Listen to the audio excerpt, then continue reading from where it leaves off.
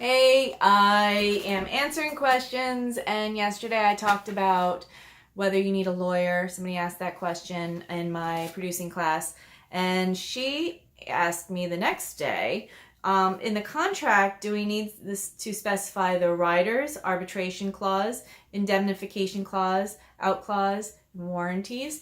And at that point I went like, this is way out of my scope. I know what these things mean, but I can't really get into it. So in that case, if you're asking about this and worried about this, you do need a lawyer. We're going to talk about arbitration clause because I know the most about that. So an arbitration clause is if somebody says, this isn't fair, I want to sue you, they would normally get a court to, make that decision. But an arbitration clause is about finding an arbiter or an individual who will work it out, and it costs less, and both parties have to approve of the arbiter. And a lot of big companies like using that as a way to protect themselves from the expense of a court, and also it puts them more in control of the decision. So a lot of the times I've always been advised not to agree to arbitration clauses when I'm dealing with, say, credit card companies or something like that. But anyway, when it goes to your film, yes, you need a lawyer if you're having that kind of conversation, if only to put it in your contract to, make decisions about that and have them go the way you want them to, if you're dealing with that.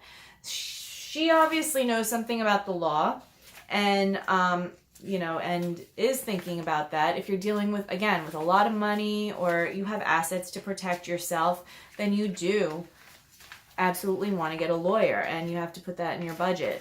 So my answer to her is that yes, and most short films, especially at the beginner level, they're not even having that conversation. And if somebody's going to lawyer up to sue, it's got to be a freaking big deal of something happening, or something went, totally, viral to the point where, you're making money and they're not, and they're pissed, or something like that. That's where, or one of you got famous or something crazy like that, which happens a lot. So if you're thinking about that, but then at that point,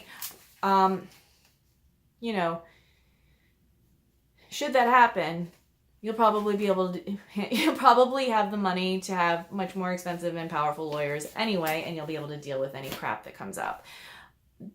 That's my thought on it. It's an opinion, and again, I'm not a lawyer, and I would say, to be safe, get a lawyer if you're thinking about these things and are concerned about these things.